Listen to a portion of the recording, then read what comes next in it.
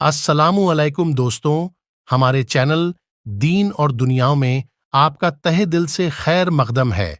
आपसे गुजारिश है कि चैनल को लाइक और सब्सक्राइब जरूर करें। कुरान और साइंस। कुरान के ये चमत्कार साइंस ने साबित किए। बात जब हो तो लोग धर्मों में चमत्कार ढूंढते हैं। अगर धर्म के अंदर कोई चमत्कार नहीं तो उसे लोग मानते भी नहीं। और आज का दौर साइंस का दौर है, तो मजहब को साइंस से जोड़कर देखा जाने लगा है। इसी विषय को लेकर हम बात करेंगे साइंस और इस्लाम की। सबसे पहले ये बता दूं कि कुरान कोई साइंस की किताब नहीं है, बल्कि कुरान एक निशानियों की किताब है, हिदायत की किताब है। गौर फिक्र करने वालों के लिए कुरान में बहुत से निशानियां मौजूद है। कुरान में 1000 से ज्यादा आयत साइंस के ताल्लुक से हैं। बहुत सी बातें कुरान में ऐसी है जो आज से 1400 साल पहले जब कुरान नाजिल हुआ तभी बता दी गई थी। उस वक्त ऐसी कोई साइंस मौजूद नहीं थी, कोई ऐसी टेक्नोलॉजी नहीं थी जिससे चांद, सूरज, जमीन, आसमान के बारे में पता लग सके। लेकिन आज जब साइंस ने इतनी तरक्की कर ली है तो आज हमें इन सभी चीजों का इल्म हो गया है। और इल्म होना बाकी है। कुछ ऐसे ही पॉइंट्स हम बता रहे हैं जो कुरान में पहले से ही मौजूद है और जो इस बात को साबित करती है कि अल्लाह ही है जिसने ये कायनात बनाई। लोहा। आज साइंस ने इस बात का पता लगा लिया है कि लोहा कहां से आया। दरअसल दोस्तों, लोहा इस जमीन में पैदा होने वाला धातु नहीं है। ये बाहर से यानी पृथ्वी ग्रह के बाहर से आया। लाखों साल पहले उल्कापिंड के टकराने से, जो कि लोहे से भरे हुए थे, और ये उल्कापिंड टूटकर पृथ्वी में आ गिरे जो कि जमीन के अंदर धंस गए। इसे ही लोहा कहा जाता है। पता ये चला कि लोहा यहाँ का नहीं है, पृथ्वी के बाहर से आया है। कुरान इस बारे में क्या कहता है? कुरान की सूरह हदीद में अल्लाह इरशाद फरमाता है कि हमने लोहे को जबरदस्त ताकत देकर जमीन पर उतरा और इसके कई फायदे हैं। यहाँ बात की गई है जमीन पर उतारने की, यानी कि जमीन पर कहीं और से उतारा, जैसा कि साइंस कहती है। लोहा उल्कापिंड के टकराने से जमीन पर आया। सोचने वाली बात यह कि ये बात कुरान में 1400 साल पहले ही बता दी गई थी।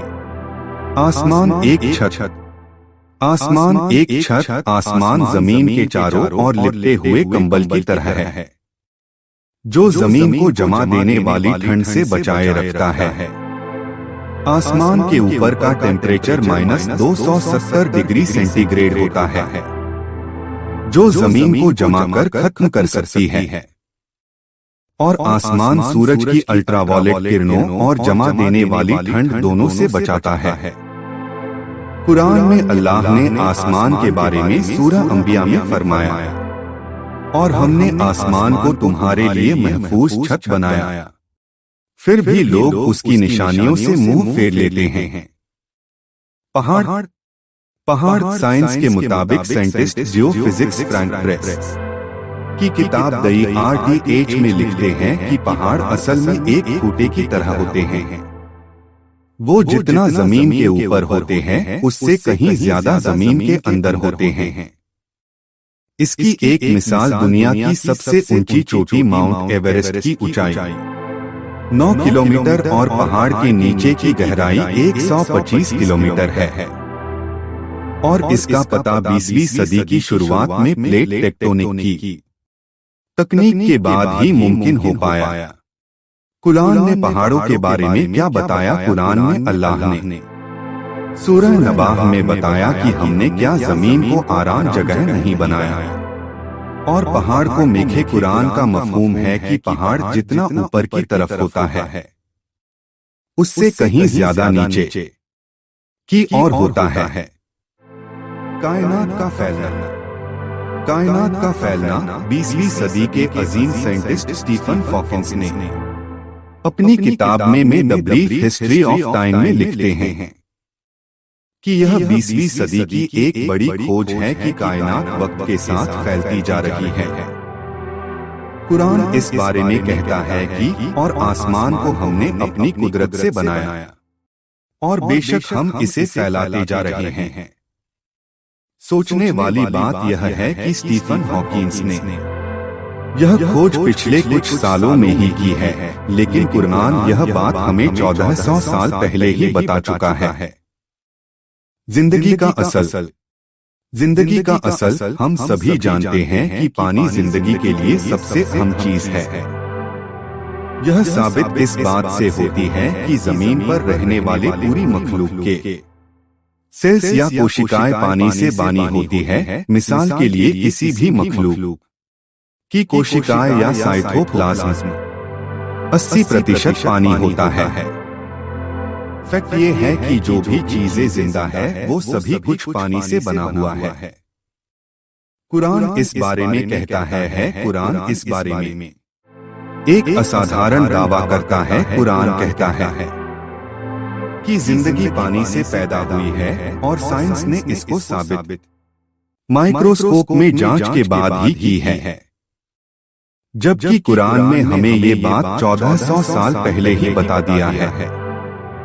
सूरज की परिक्रमा, सूरज की कक्षा 1512 में खगोलीय वैज्ञानिक निकोलस कोपरनिकस अपनी एक सोच लोगों को बताई। उनके मुताबिक सूर्यमंडल में सूर्य अपनी कक्ष में स्थिर रहता है और बाकी के ग्रह उसके इर्द गिर्द चक्कर लगाते। ये नजरिया कि सूर्य स्थिर है तमाम खगोलीय वैज्ञानिकों तक कायम था, लेकिन अब ये स्पष्ट रूप से एक वैज्ञानिक तथ्य है कि सूर्य स्थिर नहीं है, बल्कि वो हमारी मिल्की वे गैलेक्सी में मध्य में घूमता रहता है।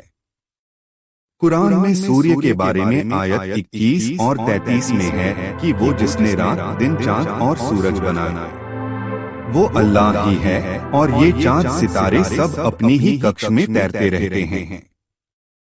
2 दशकों द्वारा कुरान का ये दावा गलत समझा जा रहा होता, लेकिन आज इस दावे को बिल्कुल सही समझा जा रहा है।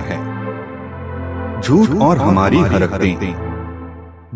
हमारी हरकतें दोस्तों दिमाग के सामने वाले हिस्से को ही सोची समझी हरकतों का जिम्मेदार होता है, जिसे फ्रंटल लोब के नाम से जाना जाता है। दूसरा ये फ्रंटल लोब की दिमाग के झूठ बोलने वाले काम को कंट्रोल करता है।